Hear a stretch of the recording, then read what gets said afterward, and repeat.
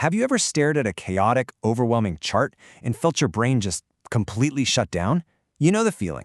You're squinting at tiny labels, your eyes are darting between 12 different colors, and you literally have no idea what you're supposed to be looking at. Well, we've all been there. It's a universal pain point. But what if I told you there's a scientific way to prevent this from ever happening again? Welcome to This Explainer. Today we're going to fix that problem, not with subjective art advice, but with cognitive science. We're going to look at the exact mechanics of how our audiences actually see and how you can use that biological reality to craft visuals that instantly command attention. Let's dive right into our agenda. Think of this as our cognitive map for today. We'll cover 1. Seeing with your brain, 2. The science of memory, 3. Hacking visual attention, 4. Mastering color and size, and finally, 5. The Z pattern of reading. Okay, starting off with section 1, seeing with your brain. We are starting right at the beginning with a pretty surprising biological premise. We actually need to completely reframe how we think about graphic design. It's not this subjective, wishy-washy art form. It is a highly objective, cognitive process. And here's a fascinating distinction to kick things off. We don't actually see with our eyes. Seriously, think about that for a second. Light reflects off a stimulus, like a chart or a graph, and that light is captured by our eyes. But the eye, it's really just the lens. The actual visual perception, the part where we make meaning out of what's in front of us, that happens entirely in the brain. So by understanding exactly how the brain processes this information, we put ourselves in a much better position to communicate effectively. Let's move on to section 2, the science of memory. So let's talk about the memory bottleneck, because visual processing dictates exactly how our audience absorbs information. There are 3 distinct stages of memory playing out here. First, you've got iconic memory. This is super fast, it happens in a fraction of a second, completely without conscious thought. Then comes short-term memory, and finally, long-term memory, which is that massive aggregate built up over your entire lifetime. Now, the major bottleneck here, it's short-term memory. It is severely limited. Get this, people can really only keep about 4 chunks of visual information in their short-term memory at any given time, just 4. So if you throw a graph at them with 10 different colors, 10 different shapes, and a completely separate legend tucked off to the side, you're literally forcing their eyes to bounce all over the place. You are completely overloading that 4-chunk limit, and that causes real mental fatigue. And as you probably know, the second an audience gets tired, you've lost them. Which brings us to section 3, hacking visual attention. Let's see how we can actually bypass that memory bottleneck. The secret lies in what cognitive scientists call preattentive attributes. Basically, these are visual design tools, things like differences in color, size, or spatial position, that our iconic memories perfectly tuned to recognize instantly, and I mean instantly, before conscious thought even happens. Why does this work? Well, it goes way back in our evolutionary chain. Our ancestors desperately needed to quickly spot anomalies in their environment. Instantly noticing the slight motion of a predator hiding in the brush, that was literally a survival mechanism. And today we can leverage that exact same biological hack for highly effective visual communication. This brilliantly illustrates the concept through a really simple test called Count the Threes.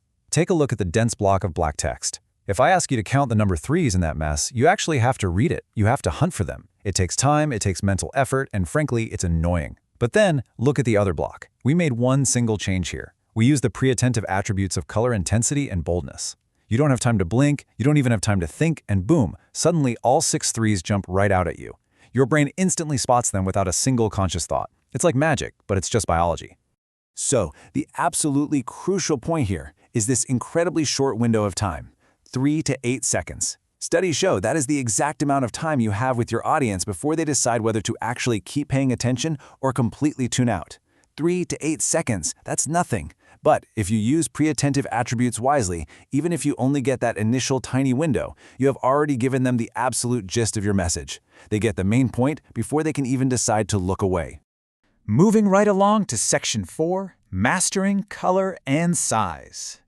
Let's explore these visual tools in practice, starting with size. It sounds totally obvious, right? Relative size denotes relative importance. If there's one really important thing, make it big. There's actually a fascinating anecdote from our source material about this. Early on at Google, a team was building a dashboard for a major decision-making process. They had 3 main pieces of data they needed to show, but only one was readily available at first. So what did they do? They put that one piece of data on the dashboard, and it ended up taking about 60% of the screen's real estate. Later on, when they finally got the other 2 crucial pieces of data, they'd just kind of squeezed them in. Well, they realized just in the nick of time that the massive size of that first and actually less important piece of data was drawing way too much undue attention.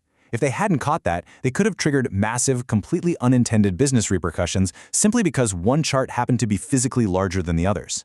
The takeaway: don't let your design choices be an accident. Next up is color, and the absolute golden rule here is to use it sparingly. Think about it. It is incredibly easy to spot a bright blue hawk in a sky full of boring gray pigeons. But if you make every single bird a different neon color, that hawk completely disappears into the noise. The absolute most effective approach is to actually design your visuals entirely in shades of gray first. Get the layout right, then apply a single bold color, like a bright blue, to act as a crystal clear "look right here" signal for your audience. Let's look at the absolute worst way to use color versus the absolute best. You might be familiar with what the source calls a rainbow bright nightmare, a ranking table where every single row from 1 to 10 is given a completely different, vibrant color. It's chaotic. When you make everything colorful, absolutely nothing stands out. Your eyes just dart around in a complete panic. But look at the exact same data using a heat map with varying saturation of a single dark blue. It's night and day, right? Suddenly, we are drawn straight to the darkest blue cells, which happen to be the market leaders. It's clean, it's instant, and most importantly, it respects your audience's cognitive load. And finally, Section 5, the Z pattern of reading. Let's talk about utilizing the actual spatial geography of your layout. Without any other visual cues, audiences in Western cultures naturally start at the very top left of a screen and scan with their eyes in a zigzag Z motion all the way down. They look at the top left, then across to the top right, diagonally down to the bottom left, and across to the bottom right. Because they hit that top left corner first, it is absolutely the most precious real estate you have. Treat it like gold. This brings us to a really vital point about cognitive empathy. As the quote goes, if something is important, try not to make your audience wade through other stuff to get to it. Put your most critical takeaway right there at the top left. Don't force your audience to read a complex process flow diagram starting from the bottom right and working backwards. That literally creates physical discomfort in the brain. You want to work with the natural way your audience takes in information, not fight against it. Because if they feel uncomfortable, your narrative is completely ruined. I want to end this explainer with a little challenge for you. It's called the squint test. Take the very latest slide, report, or chart you created. Close your eyes for a second, open them, squint, and just look at your work. Where are your eyes drawn first? Does your gaze immediately land on the most important takeaway? Or are you staring at a giant, bright red company logo in the corner, or maybe some completely irrelevant data point? Remember, graphic design in this context isn't art, it is a biological tool. So ask yourself, are you intentionally guiding your audience's brain, or are you just making them hunt for the threes? Start using these pre-attentive hacks and just watch how quickly your audience understands exactly what you want them to see.